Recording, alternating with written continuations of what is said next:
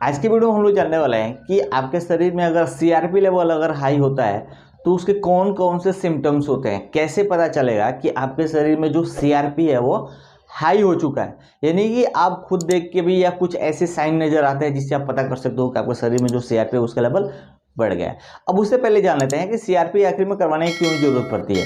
तो जब आप में देखोगे कि आपके शरीर में कहीं पे अगर सूजन होता है या इन्फेक्शन फैल चुका है, हार्ट में कहीं प्रॉब्लम हो गया है, तो उसकी वजह से सीआरपी कराने की जरूरत पड़ती है। लेकिन उसके साथ साथ आपको कौन कौन से सिम्टम्स नज़र आएगा जिससे आपको सीआरपी देखना चाहिए कि आपको शरीर में जो सीआरपी का जो लेवल है वो बढ़ चुका है। एक्चुअली जो सीआरपी होता है ये दो टाइप के होते हैं। पहला एक होता है क्वालिटेटिव और दूसरा होता है क्वांटिटेटिव। तो ये दो तरह के सीआरपी होते हैं। अगर आपको कोई भी इसमें से लक्षण नजर आता है तो आपको दोनों करवाने की जरूरत पड़ेगी या आप एक करवा कर दूसरे का कंपेयर करवा सकते हो। तो सबसे पहले अगर आप देखोगे सीआरपी अगर आपके शरीर में बढ़ गया है तो आपको दर्द होना चालू हो जाएगा, यानी कि शरीर में कहीं भी पेन कंटिन्यू बनना स्टार्ट हो जाता है। उसके बाद देखते हो आपको हमेशा थकान बनी रहती है शरीर के अंदर, जिससे ये पता चलता है कि शायद सीआरपी का लेवल बढ़ गया है।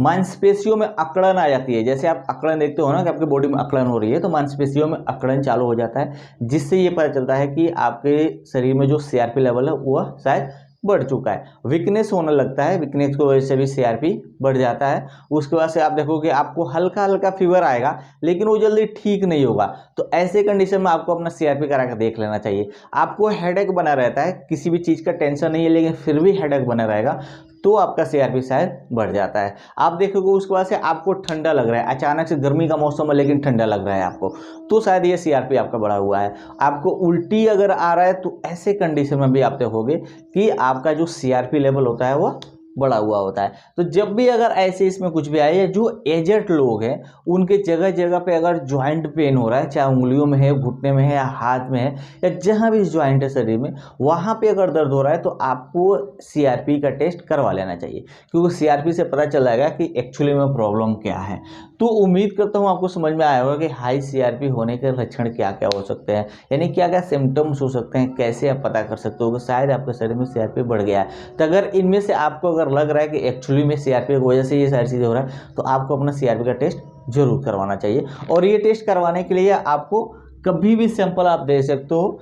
2 ml ब्लड की ज़रूरत पड़ती है और कभी भी लैब वाले लेके जा सकते हैं, और सेम डे में